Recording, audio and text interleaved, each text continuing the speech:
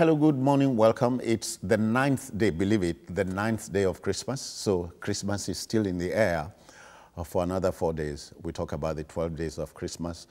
So may every of your wish come true. This morning, we draw to a close our thoughts on Mr. President's New Year Day speech, which we believe should go beyond a yearly ritual. A president's broadcast, as we told you yesterday, regardless of the occasion, is a milestone event. It's a commitment speech that aggregates the hopes, aspirations, and expectations of a people. In our case, a governance-weary populace expects a presidential broadcast that will be an open sesame to a world of opportunities. This morning, I have the first of my expected guests. Dr. Omadele Boyo just said Happy New Year to you. Happy New Year. Let me return the gesture. So we'll continue from where we left off last year. Yeah, so welcome. Yes. Dr. Boyo is a medical doctor and well, not academic. He's also a public affairs commentator. Dr. Boyo, you saw the speech? Yes, I listened to it. You listened to it? Okay. Yes. I listened to. Yes. Later I had to see it on YouTube. Let's break it further down. Economic recovery and growth policy plan, the president talked about ERGP, stressing an agrarian revolution. He says importation of rice will stop this year. So, agrarian revolution, we've heard these terms before. Yes. Yes, I mean, I was amazed because we shouldn't rediscover the wheel. And I want to first commend the president for even coming out to talk because for a long time we've been waiting for such a speech. In fact, this speech is about 2 years late, but all the same, better late than never, like they say. And I heard what he said. You mentioned agrarian revolution now. Agrarian revolution started from the days of Operation Feed the Nation until today. That was in 1976. You in the forgot also Green Revolution. Green Revolution by Shagari, and we went on and on with different revolutions. I remember the DFRI and the Directive of Food, Road and Rural Infrastructure by the Babangida regime, and so on. So we've had several names for different types of agrarian revolution, but we have never really made headway. And that's because we always think, we don't think bottom up, we think upside down. There was a time that we thought through the distribution and supply of fertilizers around the country to work. It didn't work. So the problem is not in thinking it out. The problem is in the implementation of the revolution. And the president did say something that many people are going back to the farm. I was wondering where his statistics came from. And if they are going back to the farm, I think we still have the basic problems agricultural economists and agri-scientists have always had, which is not just the production, the storage, the transportation, and also the fact that we're not able to utilize. It's largely a subsistence form of farming. People are farming to survive. They're not farming to feed the nation. They're not farming to export. They're farming to survive. You are just talking about the attraction not there. Yeah, the attraction is not there, one. And two, if people are poor, if people are in poverty and they're hungry, farming is not an easy job. Farming is not meant for hungry stomachs. Farming is meant for people who are strong enough to farm. And if we're going to farm, we have the abandoned river basin development authorities all over the country. I was in the Ogun River Basin Development. Huge mass of land abandoned with the Ogun River flowing by and nothing being done to attract people to come and farm there. And at the end of the day, these river basin authorities spread across the whole country. And we still have the fertilizer plants now taken over by Notori in Port Harcourt and several other things like that. So we should sync everything together from the universities of agriculture, through the various faculties of agriculture around the country, down to the extension farmers. You know, remember, we have something in Kwara State, in Lorry, for agric. We have also the agric extension. Then we have the various agricultural institutes, from the Nigerian Institute for Oil Palm Research in Naifo, Benin. We have the forest in somewhere near Benin. We have the Cereal Research Institute.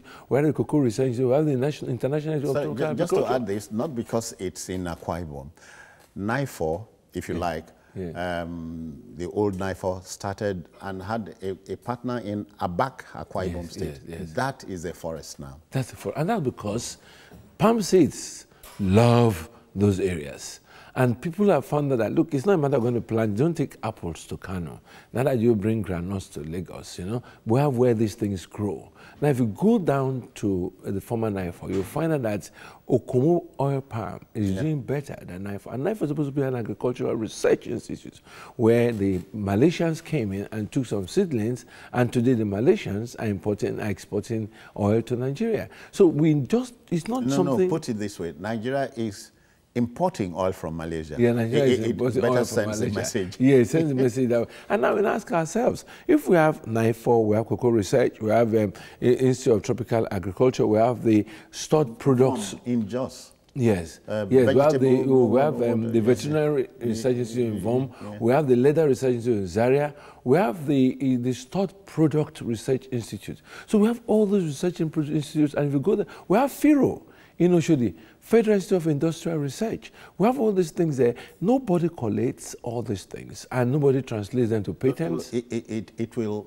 perhaps do a little something ugly to your mind if you are told that those seeming moribund industries have salaries still being paid. Oh no, they have people at the level of professors. We're on level 17. You have research, you have director generals, all of them working there, and they're churning out papers, they're attending international conferences around the world. But that coordination, in which we have a Ministry of Agric that is getting information from all these things and giving them targets. So in taking this home, Mr. President has given a commitment. He says, revolution. Yeah, and told us rice importation would cease this year. So that's... But there's no plan for it. You don't. It's not a prophet. It's not giving prophecies. Okay. If it was in a camp, and it was speaking in the spirit, we will say that maybe God is speaking. But now, if you want to say something, you must have put some things in place. I love the president. I believe he is honest and intends to achieve these things. But these things don't just happen like the wand of the fairy in Cinderella that just waves the wand and things happen. You must put structures in place in order to yield the expected dividend. If you're going to ban rice at the end of this year, you'll be able to tell us the rice production level as at the end of 2017, and say the Nigerian, we have what you call the need and suppressed need. There may be a need for 5 metric tons of rice in the country. Are you saying Lake Rice is not making a statement? Lake Rice is making a statement, but it's not enough to feed the whole country. Okay. Now, if you can duplicate Lake Rice in about 12 or even in all the 6 geopolitical zones, and then we should know how much rice we need. We should know how much rice we are producing, and then what we are importing. If you're going to stop the importation, you must make sure that you have flooded the local rice in a way that the imported rice can no longer it cannot be profitable to import rice. Like any other year, 2018 has 12 months. Maybe that's 13, citizen. Okay, if you like. We are not politicians. Yes. You're an analyst. Yes. And my job is to prompt you. Let's go to road infrastructure. Sorry, can I say something about that rice? Okay. If we're going to ban importation of rice, make importation of rice unprofitable. Because the locally produced rice is selling at 5,000 and is good enough, and people can no longer buy imported rice at 20,000. You find that those importing rice will no longer find a market. How many people are importing soft drinks? People are not importing because there's soft drinks everywhere. How many people are importing air? There's air everywhere. Instead of banning importation like in the military era or the price control board of the post-Udoji era, let's just make what we are producing available, cheap, and it will kill the importation. I cannot forget the phrase, rice importation will be phased out in 2018. He has not said it is bad. It will come in through the bush. It will come in through the borders. It will come in through He has the talked about borders. that. Okay then, quite a lot to talk about. We have 60 minutes. But then let's take this break and return. We are looking at Mr. President's speech, drawing it to a close. We'll be back.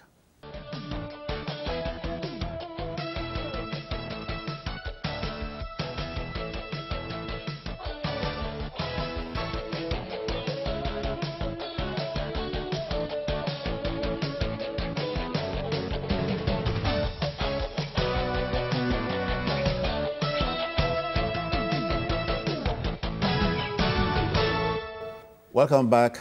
We agree, Mr. President's New Year Day speech is an open sesame of sorts. I have a second guest joining me. Dr. Daniel Kere is a teacher and he's a philosopher, but he finds time to discuss politics as a social commentator. Welcome. Happy New Year to you. I wish you the same. Yeah. Thanks. Mr. President's speech, don't let me go over, but you saw or heard it.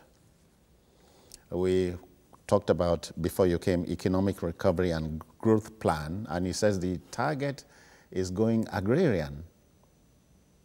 And we tapered off when we said, he says rice importation will be banned. You are saying the word shouldn't be banned. But what? Certainly, I mean, when you talk about bans, as if, which means you don't even have enough of what you're trying to produce. Because if ordinarily you produce enough rice, and it is clear to everybody that the one you are producing is good and cheaper, who will be stupid enough to go for importation? So it will naturally take care of itself. So there shouldn't be any case of ban. For you to ban, it shows that you have not actually gotten it right. Okay. Because all you need to do is flood the market with locally produced rice and let the rice be good enough. Once you have that. But you don't think Nigerians' craze for imported things has taken over? Yeah, there are imported things that Nigerians could, you know, be crazy about. You can afford it. Are you getting it? Not rice. If you have rice produced here and you have it in enough, you know, quantity, and at the same time, it is good, who will go for imported rice to spend more? Just like poultry products and so on. So why would I go for maybe imported egg when I know the ones here, there's no difference between, are you getting it? So it's just that natural. You never hear, I hope the viewer is not listening, that our eggs are no longer big. Well, the size is one thing. Are you feeding the hands properly? Yeah, let's, Dr. Boye, let's cross over to road infrastructure, which is critical here. He had talked about the Federal Road Maintenance Agency being reconstituted, that's the word, in order to carry out rapid road upgrade inside 12 weeks. In fact, I was happy he mentioned 12 weeks because he got his hands tied there. Because 12 weeks start today, and 12 weeks mean by the end of March. If you are giving the Federal Road Maintenance Agency 12 weeks to do something, my only question, which is always what I ask every time, have you empowered them? The Federal Road Maintenance Agency for some time now has not been, it was in the days of Obasanjo, especially in Lagos here, when Ogunlewe was trying to fight the then Lagos State government, that the maintenance agency was more interested in controlling federal roads and making sure that federal roads remain federal roads and repairing the roads. And it's amazing because there are so many bad roads in this country. I can bet $5,000 that cannot take place because you don't... Now what cannot take place? They can't do the work in 12 weeks. The work is gargantuan. The work is beyond 12 weeks work. In fact, some of those roads don't need patching, they need reconstruction. I'll give an example. If not that the federal government gave the Lagos International Airport road to the Lagos State government, the work will not go on. Coming to patch road and pouring, we don't have bitumen. You're going to import bitumen. If you're going to import bitumen into this country, how long does the bitumen to reach here? Are the cargoes of bitumen already on the high seas? No. But there are bitumen in Ondo State, there are bitumen in various parts of the country. Before you say things, we should put in effort. Do you know there's an institute of roads in this country?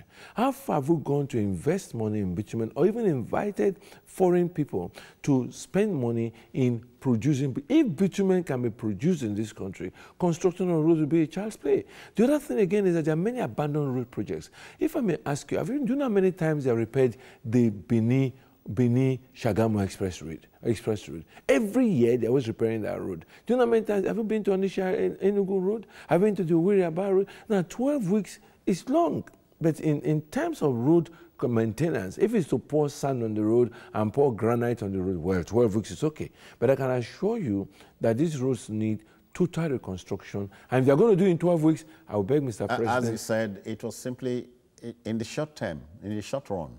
It's in the military regime you do such things. In the civilian regime, just get it done in 12 weeks, and people will begin to clap for you. But if you tell people you want to do it in 12 weeks' time, and 12 weeks passes and you don't talk, Because I can predict something. You know, Mr. President has this habit, which, you know, with all due respect to him, is not very helpful. He won't talk after the 12 weeks. In the end of the 12 weeks, he won't talk till next year, January 1st. I wanted to say this at the beginning. You did not, things were too heavy to talk about. This speech that came on January 1st is a May 29th speech. This speech that came on January 1st is an October 1st speech. The January 1st speech is a speech that is coming and delivering the budget. He said a lot of wonderful things that could have been said May 29, 2016 in the celebration of his first anniversary in power. And now these things are so heavy, and it's as if the president has woken up. And I pray it works out. If it works out, kudos to him. All right, Dr. Kere, you talked about the 100 billion naira Sukuk bond, which is to galvanize what we are talking about. Yeah, I think that so far, really, we only hear of what government intention is. Most times we don't really get details of, you know, how far government has gone in terms of true recovery and what has been gathered so far. Yeah, but 1 billion naira. 100 billion. 100 billion naira, you know. Looking at the situation of even Nigeria roads alone, I doubt if 100 billion can even, you know, settle them. Are you getting it? So let alone other infrastructure. That's if you remove over-invoicing and all that. Yes, even on a normal day. Look at the level of degradation of our roads. The one he mentioned that they fix almost every year, they do it segment by segment. And before you get to the next segment, the old one is already, you know, bad. So it equally calls to question even the quality of the roads themselves. You know, so really we need to, Nigeria seems to be an economy that is so road-driven. Much of what we do, you know, is through the roads. The rails are not functioning. I don't know if they are even there. We're trying to just build. The old ones, I'm sure they are dead. Now that we're trying to rebuild, trying to construct more rails. Then what about the air? What about water? You know, we seem not to have proper utilization of these, you know, aspects. And so, you know, the focus on the road has to be something very serious, because that is why you feel that, you see that any time there is a problem with, you know, the price of fuel or even the supply, practically everybody feels a bite, because almost everybody is on the road. You know, so we need to really give, you know, enough attention to our road infrastructure in particular. You know, despite the fact that others are equally, you know, they need attention, but the road aspect really needs, because at least let the common man benefit from that one. Okay, but there is a commitment speech. Yeah. So you hold the president to it. Indeed. Dr. Boyo, let's cross over. Promises creation of jobs. And the economic stability as captured in the economic recovery plan is supposed to be the bench, you know. So, and he's calling on Nigerians with skills, you know, with enterprising Nigerians to join the train, not wait for government jobs. Yes, I read that. I was only amazed when he said, whatever you can do, do it, because whatever you can do can mean yahoo yahoo. But the point is that we are very enterprising. I don't think he meant. I said, well, whatever you can do, whatever you can do it. Nigerians are ready to do. Nigerians are enterprising, but the environment is not encouraging. If you're going to get people to work, let us have a minimum of 20 hours of power supply in a day, even if it's 18 hours of power supply in a day, from 6 a.m., for instance, to 6 p.m., and maybe something to use at night to 10 p.m. We should have light of 12 to 18 hours a day before you can, I mean, is it business centers you want to run? Is it the hairstylist? Is it the barbering salon? Is it the medical doctor that wants to run his hospital? An average clinic in Lagos spends 100,000 naira a week to power generators. And then you now pass the charges to the patient. Yeah. And that's what happens to the vulcanizer by the roadside. He uses a generator that uses fuel. If he has electricity, he won't be buying fuel. Most times when we see there's fuel scarcity, it's not cars alone. Generators at home. Every generator uses the equivalent of a car tank, 50 liters. People use 50 liters. Even a better part, my neighbor uses like 2 gallons. I mean, and you can imagine how many people are using that every day. So I agree with him. We should be self-employed. We're an enterprising people, but there are so many things working against us. Internet facility is slow and expensive. In many parts of the world, you can go on, there are cities now in the world that are completely wired. You can go online at half, 1/4 of the price we used to go online here. And most of these things, we're now in a knowledge-based economy, where people can do things online, you can sell things online, but how many people can go online slow and not firmly regulated enough to ensure speed, to ensure safety from hackers. Trust comes in. Yes, cybercrime and so many things like that. So we encourage, it's good to encourage people to do their best and go on, but we must put an enabling environment. What about security of life and property? Most parts of the world, people now work 24 hours. If you go to Ghana, go to some parts of this world, you can run your shop till 12 midnight in safety. So there's a matter of security there. There's a matter of transportation there. In many countries in this world, there are roads that crisscross the whole country. Power is the base. Power is the base. Transportation, communication, information technology. All these things will encourage our youths to do. And then education. If you're going to tell people to be more enterprising, the basis of anything in life is still secondary school education.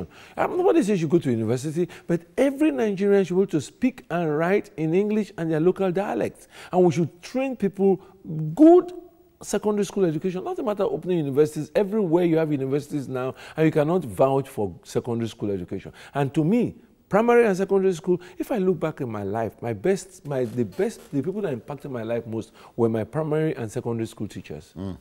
Dr. Security, short-term measures in the speech evolved to combat kidnapping through what he called tougher police methods and so on. So he says the police will be empowered to bring tougher sanctions on kidnappers. So the empowerment is for them to be able to sanction, or prescribe severe penalties for kidnapping. But we have, don't we have that already? Yeah, that is what I'm about to say. That it's not about penalties; it's about preventing crime. Because you see, I think this is part of the attitude of the police that I don't like. What is the primary responsibility? Is it to arrest offenders or to even prevent crime? So we should be able to get to that level where we'll be able to prevent a lot of these things. No, if you now wait for kidnappers to perfect their work, in some cases, their victims die in their hands, and the next thing is that you want to kill them. That is the worst that could happen, that you kill the kidnappers. Yeah. How have you recovered the victim that they killed? You get it? So I think the effort should be towards preventing crime, really. And how do you do this? How many policemen do we have in Nigeria? What is their capacity to perform? You don't think governments are complicit here? You hear the police rescued a kidnapped victim, or is it rescued or paid a ransom? They will tell you about the ransom. Okay. Even when they pay ransom, they will tell you about the ransom. You know, but the worry really is about the system of policing and the manpower. These two things are critical. What system of policing are you operating? What is your manpower like? That before you talk about all that, things that could enable their performance in terms of equipment and what have you, now there has always been this argument about state police and the rest of it, until we break it down to a level where we have that community, synergy in policing. I hope you don't make that a subtopic here, state policing. Yeah, let me quickly take Suleiman in Ojota, Lagos here. Suleiman, good morning, sir. Welcome, yeah. Happy New Year, sir. Happy survival. Thank you so much. Oh, Okota, okay. Yeah, Okota, yes. Yes, sir, my own contribution is that we should give vote of thanks to the present leadership. They are trying. Mr. Buhari is someone who tries to keep his partner reasons within him. He believes in actions. If we look at it critically, inflation is under control. Foreign exchange is under control. Security to the large extent, it has come down. Agriculture that we are talking about, if you are looking at the general statistic of the whole Nigeria, and maybe from his own perspective, we are looking at the issue from the northern people, because northern people have embraced farming very well, and they are doing very well. A lot of millionaires are coming out, which before they cannot be able to bring out 20,000 naira from their account. That's how many people, how many leaders that we have had that have pardoned prisoners? Over 500. How many? And we have to look at it. The road issue, it is a general issue. It has to do with the state government coming in. What's the difference between state government and federal government? They are one. They are one governance. The money is coming from one treasury. A lot of state governments are doing well. Kano are doing well. Others say, if you put in your money, go and recover your money. All right, thank you, Suleiman. Thank you. Yes, and there are federal rules, there are state rules, there are local government rules. Yeah. All these things are within exclusive and list of the Constitution. So the federal government has taken over the interstate roads, and the state governments have even repaired some and are yet to get their money back. So I agree with him that maybe in the north things may be doing well, but the point is not making billionaires out of agrarians. The point is providing food. He said something, my colleague said something earlier about policing. The problem with the police is making use of available intelligence. The intelligence is there. They know who these people are. They know the area boys in various places. They know who the kidnappers are. They know where the troublesome people are. But the police... You think they know? Oh, they have intelligence reports. Every community has a police station with a DPO there. And there's what they call police community relations committee, where the Yaloja, the chiefs and the artists and people in the community are part of a committee where the DPO is there, the DCO is there. They know where these flashpoints are. And if the police is to intervene, they know who to pick up and there will be peace in the... When we're talking about kidnappers, kidnapping is cheaper than armed robbery. That's why they're kidnapping now. In armed robbery, you need to carry gun, you need to go to a bank, you need to withdraw money. You kidnap one person, put him in a house for 3 months and you get 10 million naira. Is that not cheaper? We should break it by one. If people get employed, people are appropriately trained, and they are finding a means of income, and the police, like he said, are using the available intelligence to track people down, and people should be afraid of doing things because you will be caught. In this country, imagine, do you know there was this this attack on the Coptic church in Egypt like last week? Within a few hours, they killed one person, they caught the other person. How come the police was able to exchange gunfire with the people that wanted the terrorists? Because the police must have gotten advance notice. Intel. Okay. All right. Let me quickly take Maxwell is in Tema, Ghana. Maxwell, welcome one more time.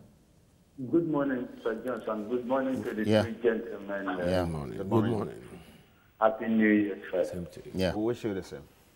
Yes, sir. I just, I listened to our president, our able president, address yesterday, and I was a little bit, I was confused a bit. It's, but what are you going to ban? Ban rice? Do we have enough to feed the entire populace in Nigeria? We don't have enough. We don't produce enough. But Maxwell, not ban from January 1st, would be banned this year. So you presume he's doing something in that direction. Okay, but most of the times, he's supposed to at least, I respect my president, he was my boss in the army.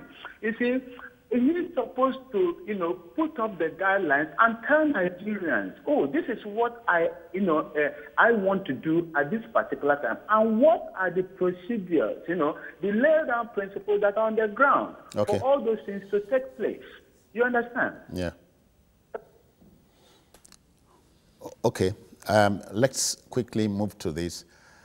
Ahead of 2019, Mr. President is saying the rest of Nigeria could learn or borrow a leaf from the Southwest zone that has internalized religion, ethnicity, and politics. He talks about decorous, when you criticize, do not be indecorous about it.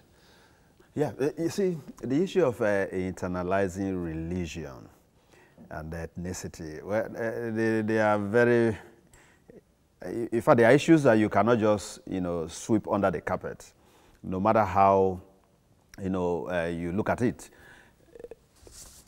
We have come to a point where these things are part of our identity. Your ethnic group, your language, your religion, they all define us.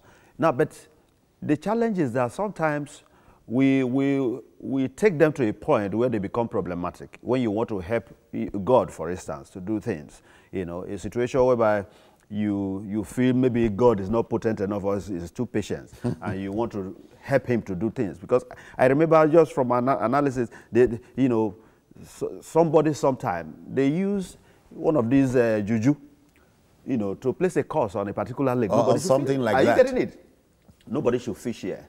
And the man decided to fish in that lake. And people were saying, you know, attacking him. Why are you doing? Don't you know there's this? The man said, I'm aware, leave it to the God. At the end of the day, they discovered that the guy was just killing fishes and making money and nothing was happening. They have to, everybody now came in. I think that's part of the problem we have with religion. Sometimes we try to help God, you know, but yes, coming to politics, issue of ethnicity plays itself out simply because of the kind of leadership we'll be getting, the way we are being governed. You know, a situation whereby somebody will be in power and at the end of the day, concentrate on a particular area, bring his men on board. Or seemingly so. Not seemingly so, it is like that. Exactly the way it is. That is the way it is being done.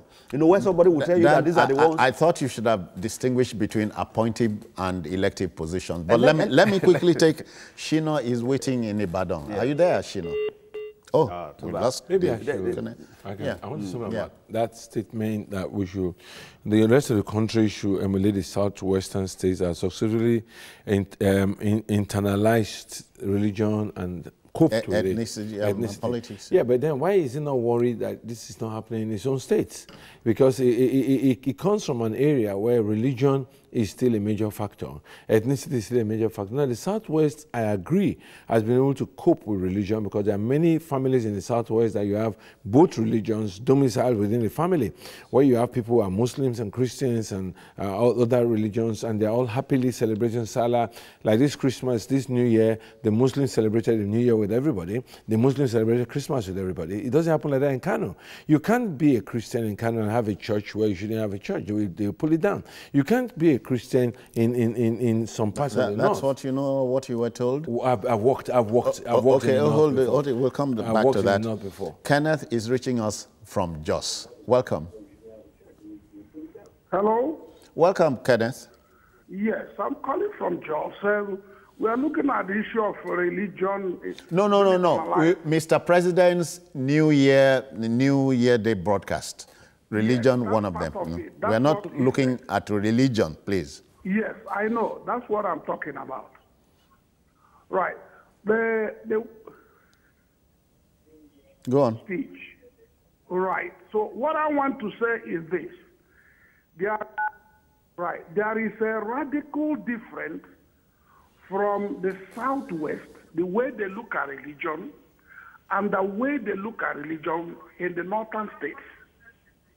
There are issues that when you do it in the north, expect to be killed. They have a radical understanding of religion that if you don't do it exactly their way and the way they want you to do it, you will be killed. It doesn't happen in the Southwest. I live in the north, and I can tell you categorically, the understanding of religion in Southwest is completely different from the understanding Kenneth, of religion. but you still live there. You still live there in the north. Yes. So I am telling you what I know. Okay. So when you talk about how it has been done in the Southwest, yeah, the same way it is done in the north. No. Okay, but thank you, Kenneth. So we don't dwell on religion and make it in a cardinal angle of the speech. But I'm saying the advice is timely. We must be very careful the way we talk about religion. What I was adding also is that it's not just a national day broadcast alone. You should hold a meeting. You should hold a meeting with the emirs and other people and tell them, study these people. Let us be like them.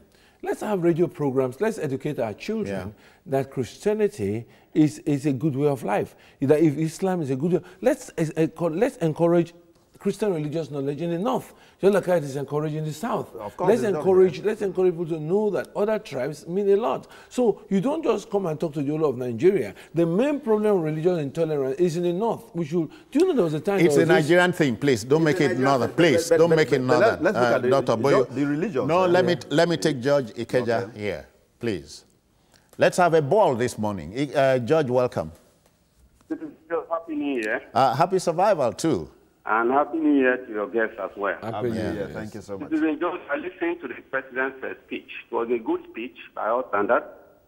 But in my own opinion, it goes beyond speaking. The president should take charge of his cabinet. Why am I saying so? My observation is that he is allowing the National Assembly to take over executive functions. It's one thing for you to plan. It's another for you to execute. He's not going to personally execute these plans. It is his ministers and MDAs that he's going to use. As things stand now, the ministers and those people he is expected to use to execute his policies are just doing what they like without being checked. When things happen, it is the National Assembly that now dabbles into executive functions and then take action. Judge, we feel you. We feel you very, very much. Gentlemen, and the National Assembly suddenly becomes an avenue for probing into something that's going, becomes the assembly of summons, will summon, and so what will the judiciary or the... Yeah, we've had several cases of, National Assembly summoning, different persons, but I think... Is it part of its mandate? Well, it depends. Oversight function. It depends on what the summons when you oversight, are you supposed to probe into what goes on? No, how do you even do your oversight without knowing what is going on? You need to. So, and perhaps these people are being invited for them to get more detailed explanations with respect to their functions.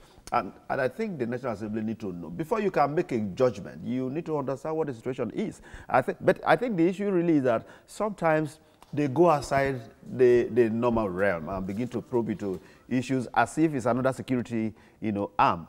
I think that's the only area where you have a challenge with them. Maybe if I may add something there. If you are doing oversight should be a continuous thing. It should be done at the background. Every ministry has a committee in the National Assembly that oversees that ministry. And in that committee, they have a committee chairman, they have committee members, and they have also what you can call advisors, who can call the various departments in the ministry to find out what is going on. It's not someone in fact, there was a minister that was someone that said was tired of coming for summons. Please, let me quickly take Ibrahim is waiting in Kotangora, that's in Niger State. Welcome.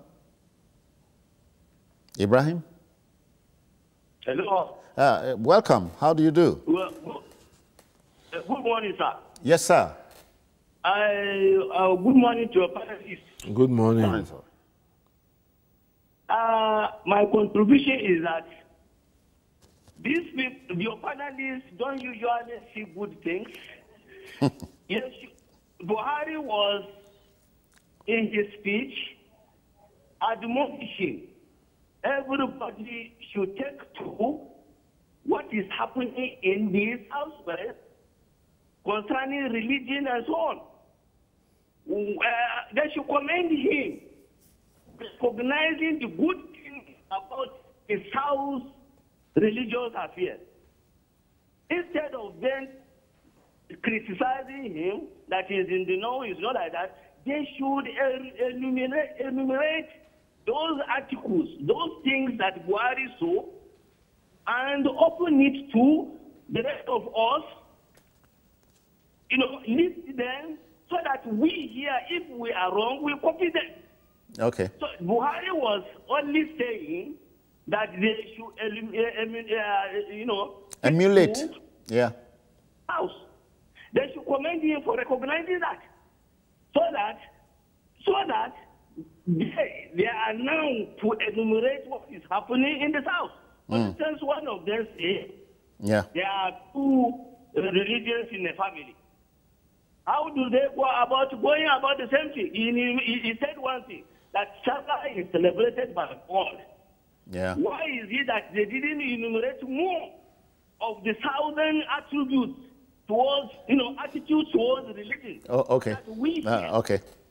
Ibrahim, again, just to put on record, we commend the president for what he said, and it's a wonderful thing to I mean, citing... Where he has done well, we don't... No. In this particular case, asking the rest of Nigeria to borrow a leaf from the Southwest regarding how they have internalized religion, ethnicity, and politics. Good. Yes, yeah, but good, we've only, you know, actually focused on the religious aspect. Yeah. And the man who is calling, interestingly, is from the north.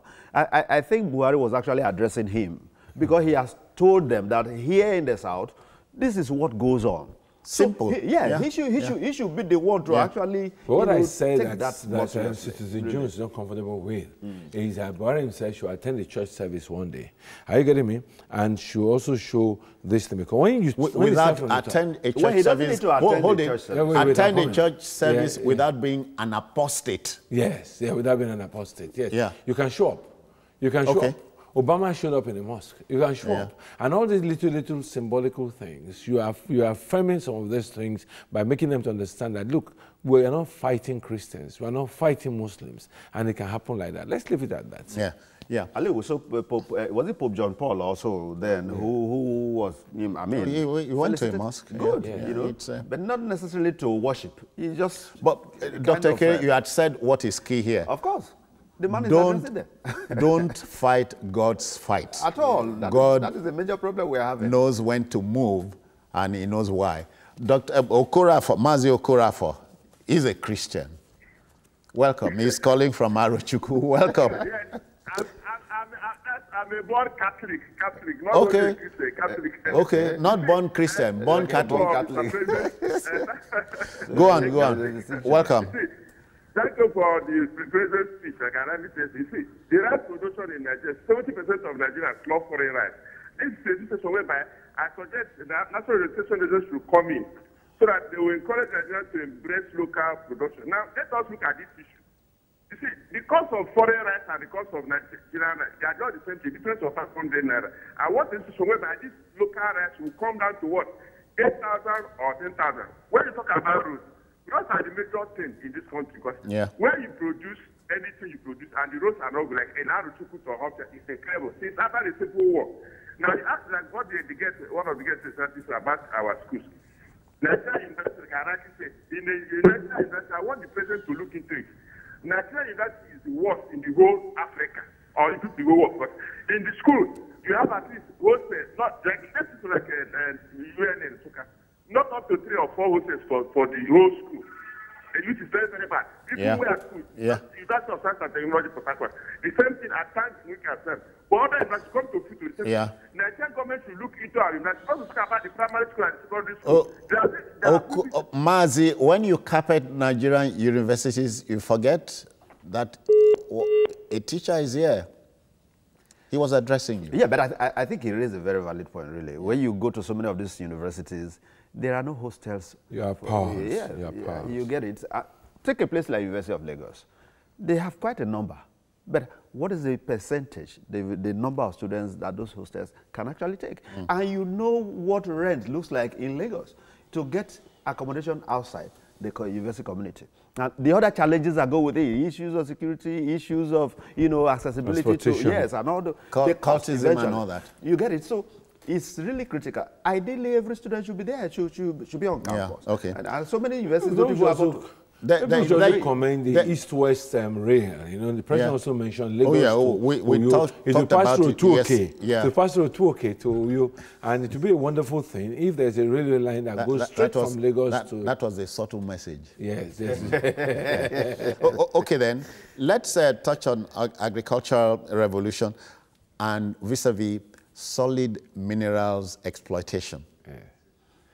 Well, I think so far, really. And we hope the viewer would let us just broach the subject quickly. And I hope there will be enough time to equally talk about, the medical, health sector.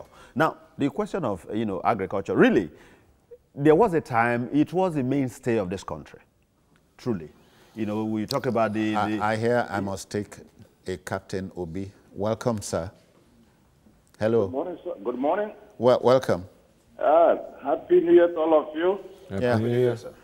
Yeah, my contribution is on the President's broadcast as regards religious tolerance. please don't take, I beg, no take us back there. No, no, there are many aspects of the speech. We are looking, would you not be interested in us exploiting the bitumen deposit in Ondo State, for instance? Yeah. Away from religion, please. I beg. Okay. I do. Yeah. Talking about... But still importing bitumen when we have the deposits here. Let's look at it. Exploration, solid mineral and what have you. He just mentioned an issue. And I think Ondo State government actually made a proposal on that bitumen exploration or something. Now we see import bitumen to take care of our roads. When we have more than enough, of it here in Nigeria, all you need to do is find a way of, investing in that area. You can even attract foreign investors. Those who are selling to you from abroad can as well create, establish part of their, Dr. K, the facts are there. After Venezuela, yes, Nigeria has the largest deposit on the planet. Good. So this is something that should be explored. Yeah. And we have not just, it's not just about bitumen alone. There are many other, let's start from somewhere. Yeah. Yes. Even as we speak, there are, a lot of these mining going on. That illegal mining. Yeah, illegal, yes. That nobody is even coordinating. Sorry, you don't get income from it. From the time of Obi Ezekwesili, when she was in mineral resources, there had been a blueprint for the exploitation and mining. There have been a blueprint in which the various minerals in the country have been identified, yes, where they are, the amount and everything they have been identified. And then the Minister of Mineral Resources, the former governor of Ekiti State, Kayode Fayemi, has also put in efforts here. What we need from them is this: what we have. We have gold. We have gold in this country. Uranium. We have uranium in this country. And these are things the whole world is looking for. Even more than oil. We can make money more than oil. But the point is still the same thing. How do we are very slow at articulating these things and getting the private sector to get involved. Please, let's permit the last caller, Stephen, in Abuja. Welcome, Stephen. Good morning. I greet you. Yeah, it has been a very wonderful topic over there at the TVC. We really appreciate your take up this morning. Thank you, sir. Yeah, but I don't really know how we can really forge ahead in terms of agricultural development without a security check-up in this country. If we look all over the country for now as we speak, Fulani herdsmen are still doing a very big harm to all the villages around the country where some of these things need to be planted and needs to be coming out to take. I don't know how we can really forge ahead or make headway without a very sweet and smooth security checkup, so that our farmers can have total peace of mind for them to be able to go back and do what they know how to do best. So we can all enjoy it. So please, I want us to please look at that area. We'll do so quickly. Are you not both scandalized? Just a minute. You are both not scandalized that how come it is now that Fulani herdsmen palaver will get to the mountaintop? A lot of insinuations have been made, and so far the president has not really given it the kind of attention it deserves. So they feel strengthened by the fact that nobody has really focused, the government in particular, has not really focused on this particular, challenge. Because if enough attention has been given to it, maybe by now, I'm sure the situation would have... It sends a very wrong message. Very wrong one. We've addressed that on several occasions. Also, when the president is the president of the Cattle Raiders Association of Nigeria, before he became president, he has been involved. And he has been involved. So it's a matter of saying, can you help us talk to your people? And there have been another conspiracy theory that these headsmen are really terrorists coming up as headsmen and they're not even from Nigeria. But in the speech, kidnapping and headsmen are almost the same kind of terrorism. Okay. And then we should be dealt with headlong. And I blame the states. The states have the right to control grazing. Grazing in the state land is not an exclusively, it's not in the federal government. Yeah, it is not. You can say, for instance, Lagos State, for instance, does not allow trucks between some hours of the day. You can ban grazing between some hours of the day. And you can say, we're going to graze, take and get a license to graze. And if you're coming to our state to graze, come between this time and that time and be confined to a particular area. But the state government just keeps shouting, there are DPOs in every state. There's commissioner of police in every state. There's an AIG in every state. If they tighten the laws, I don't blame the federal government. The state governments can tighten the laws against herdsmen, and those things can take. Yeah. Yes. Yeah. So going back to mineral resources, we need to wake up. South Africa lives on minerals. Zimbabwe, many other South African countries, Southern African countries live on minerals. We know the oil is closing down. Electric cars are coming up, and oil will no longer sell the way it's selling in about 10 years' time. We need to tighten every button. We need to get ready to make sure. You think we won't play catch up here? We can if we want to, and we'll make it attractive and stop people from going to do what you may call rudimentary exploitation of minerals. Let us get our acts together and invite the main people that can do this thing very well with modern technology. Stop here, Dr. Kerr. Yeah, from what you said, it's like we're wrapping up. If that is the case, I really want to look at the health sector. Because this is a country where practically every important person travels abroad for medical attention, including the president. And I didn't really quite practically every big man. Big man now, yes, so to speak. Then the president did not even really, I didn't hear much about that. I didn't see much about the health sector. I expect that having gone through this and looking at the kind of the outrage that greeted his, overseas trips or medical, I expect that some attention should have been given to the medical sector, the health sector, such that even if it is one hospital we can boast of, that will take care of the president. All right, then. It should be. The backroom boys are asking us to pack up and leave this place for another program, but not before thanking Dr. Omar Daliboyo for coming. Oh, my pleasure. Please look on the bright side. Zebediah would say... Looking for the bright side. I'm not looking at the bright side. I'm looking for the bright side. Zebediah says, who be 100? I don't see 99. 100 is still above 99. No. It's just one figure. To add to 99, for him, 99 is bigger. So the country has seen 99. So who be 100? Dr. Danny Kerry, thanks for coming. Thank you. Pleasure. All right, then. Mr. President has made the broadcast.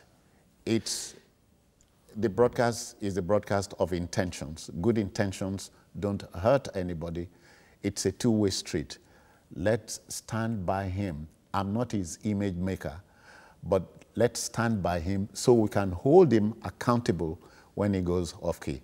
Thank you now. Bye-bye.